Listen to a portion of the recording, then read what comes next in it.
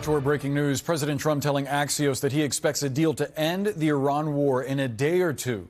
That comment follows a major breakthrough he announced earlier today when Iran said it was reopening the Strait of Hormuz, though a number of details on that end remained unclear.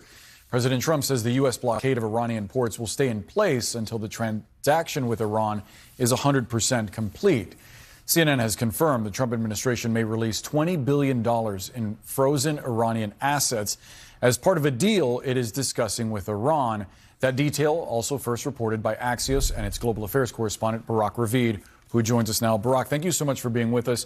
Walk us through what you've learned about this potential unfreezing of $20 billion in assets, because at least publicly, President Trump is saying that no money is going to be exchanged. Yes, well, so I think since this negotiation started, it was very clear, and especially in the round of talks in Pakistan last weekend, that the Iranians need money. They need it badly. Their economy is shattered. It's even in a worse situation after the war and after this blockade that basically prevents them from exporting oil. So they need money urgently. The Iranians have $27 billion of their own money in frozen bank accounts in Qatar, in Iraq, in South Korea, in other countries around the world. During the negotiations, at the beginning, the U.S. said we are willing to allow Iran to have access to $6 billion in a bank account in Qatar. In return, the U.S. wanted to get Iran's stockpile of enriched uranium.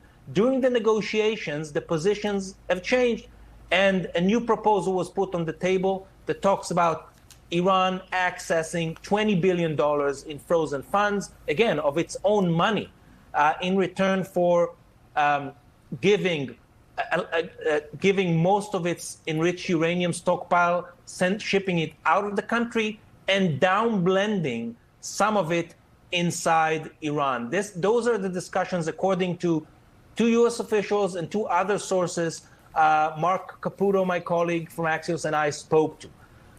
Now, it doesn't mean that this will be the final deal. Right. There are still gaps. This is still under discussion. But when President Trump says no money is going to exchange hands, he's right, because the money is in Iranian bank, it's in Iranian money in bank accounts that are frozen, and all that's going to happen is that the U.S. Department of Treasury will give waivers that will allow the Iranians to access those accounts. It's notable, though, because President Trump, of his predecessors who unfroze Iranian assets, suggested that they were giving them money. So it's an interesting game of semantics that the White House seems to be playing. I'm also curious, Barak, about what you described as the plan for the enriched uranium that is believed to be buried hundreds of feet under Iranian soil. There seemed to be some disagreement about whether that would be handed over to the U.S., a third country, or whether it would be, as you said, downblended in Iran. Do you know how close they are on agreeing to a plan for that enriched uranium? I think this is one of the main sticking points that will have to be solved in the next few days. I think it's, as far as from what I hear, it's going to be a mix. Some of it will be shipped out, I don't know if to the U.S. or to another country. Some of it will be downblended inside Iran. That's according to the information I got yesterday. But these negotiations are very dynamic. Things change all the time. But I think it is clear that the Iranians and the U.S. are both ready for a trade-off, for a deal of money, unfreezing money in return for giving up on enriched uranium. The question is now how much money exactly and how exactly you remove this enriched uranium stockpile. Yeah, the details on the opening of the Strait of Hormuz also still have to be worked out, because despite claims that it's completely open, the foreign minister of Iran specified that it would be only open on the coordinated route, which they've been charging a toll for passage through. Internally, state media in Iran has called for more clarity on this and has called for more control of the strait, insinuating that they want to see some profit for traffic through the strait. How do we square that with what President Trump has said, which is that Tehran will never again use the strait as a weapon? That's a good question. I have to say that until now, I did not get full clarity about how they're going to solve the issue of the Strait of Hormuz. I think this is, at least from what I know, this is still an open issue. I think, by the way, President Trump's decision to impose a naval blockade on Iran, I think got the Iranians to move quite a bit on this thing. I think this was actually a very good move that actually a lot of people in the Trump administration wanted to do it long before because they thought it would be very effective, and I think it has been proven that it's been very effective.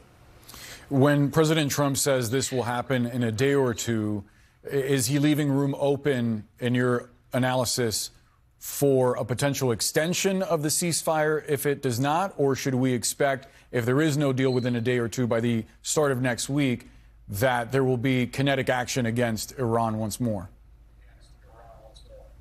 You know, everything can happen. I don't think we can predict anything during this war, but the parties are discussing a 3-page memorandum of understanding. This is not the full deal. This is sort of like a framework agreement, the principles that will guide the negotiation, the detailed negotiations among experts between both sides on a detailed, comprehensive deal. But without getting this memorandum of understanding, without having this framework, you can't get a deal. This is why this is such an important moment now, because this basically shows where the goalposts are. And as far as I hear I heard it from 2 U.S. officials just around 2 hours ago, the parties are close to getting this memorandum of understanding, this framework agreement. It could happen this weekend. And I think that when Trump says that it could happen this weekend, I think he's not exaggerating. Again, when it comes to the framework agreement, a detailed agreement, you will need several months to get it done. Barak Ravid, thank you so much for sharing your reporting with us.